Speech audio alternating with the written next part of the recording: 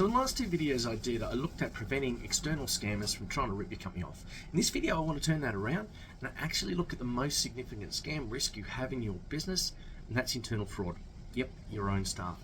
So today I'm going to cover off how Paul Whyte defrauded the Western Australian government out of $27 million over a decade and how he was caught. But before you insist that that doesn't happen in your company and you swipe to the next video in a wave of denial and self-righteousness, I want to present some numbers to you. Last year in Australia, 1.3% of the population were arrested for a crime. And Australia has a fairly low crime rate.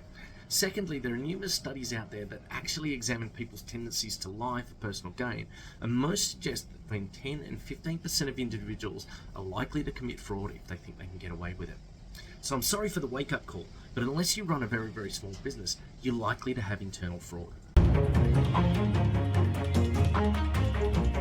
Let's get back to Paul Whyte. Paul Whyte was a government employee who landed a director's job with the Western Australian Department of Housing in October 2009. He was quite high up, one of the probably top 4 or 5 officials in the department. On the second day of his new job, he requested an increase to his corporate card limit for operational reasons, and this was granted with no fuss. Then Paul initiated what you could say is the classic start to any internal fraud. He started testing the systems. To do this, you basically start small, easily explained transactions that are slightly unusual, and you're mainly looking for weaknesses in the systems within the company.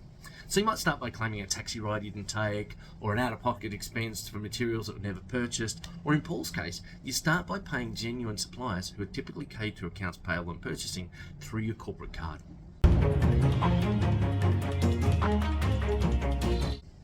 So once Paul discovered no one was questioning his corporate expenses, he moved on to the next phase of his scam. He moved from paying genuine suppliers on his corporate card to paying fake suppliers. Fake suppliers that, of course, he owned. So paying fake suppliers is excellent, but you know what's even better? Paying real companies to do nothing. So Paul set up several legitimate businesses. These guys had Australian business numbers or ABNs. They paid their tax, they had addresses, they had bank accounts. They just didn't do any actual work. Now we got the situation where Paul was using his credit card to pay for what appeared to be genuine business transactions. They just didn't actually happen.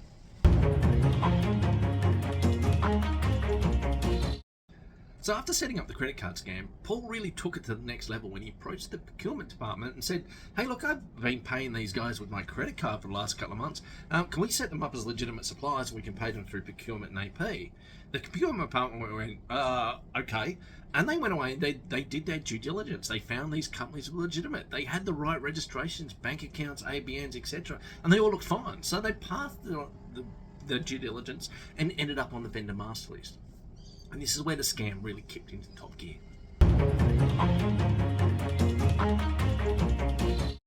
So the next consideration is what sort of work to funnel through the fake suppliers. Well, it was the Department of Housing, so Paul knew if the bricks didn't turn up, people were going to ask questions. So the key is to funnel the right sort of work through the fake companies. In this case, Paul invented tasks like consulting work, testing and reviews. You know, the sort of work that it's really hard to prove whether it was actually done or not. And if you have a $50 million project, maybe spending $2 to $3 million on consulting can be overlooked. The second key to this scam is to land right in the middle of the pack. So when Paul delivered his projects, he ensured that they looked average. The houses were built, they were not too cheap, they were not too expensive. A classic case of nothing to see here. And as a result, no one looked. For 12 years, no one looked. When examining a scam like this, there's probably 3 main controls that were not in place. First, there was no control on the credit cards. Expenses are a great gateway scam. If you get caught, you say, "Oh, I made a mistake, I used the wrong card, I'll pay the card back, no problems at all." Secondly, there was poor vetting on suppliers. When you bring a supplier on, you need to make sure that the supplier is not only legitimate on paper, but is actually real and needed for your business activities. And the third control that was missing was that there was no separation of duties on the purchasing side. So in this case, one person could authorize payments without a second set of eyes. However, the biggest failing in this case was really the lack of critical review or cost analysis. Unfortunately, a lot of organizations create costs like, the dirty family secret. It's simply not talked about. Let's ignore it. Let's not worry about it. And when you do that, it becomes fertile ground for fraud. So by 2022, Paul had stolen around $27 million. He spent the money on real estate, designer goods, luxury holidays, that sort of cool stuff. And how was he caught? Well, unfortunately, he wasn't caught by a control or an audit or a check. Paul's name actually appeared on a government list of employees who's had significant activity with online gambling companies. And he was only investigated because government employees with gambling debts are easy targets for organised criminals. So Paul Whyte was 58 when he was caught. He was sentenced to 12 years in prison. And if it wasn't for a bit of a gambling problem, he probably would have got away with it and retired off into the sunset. So to wrap up this story, there are probably two main takeaways here. First, internal fraud is probably happening in your organisation.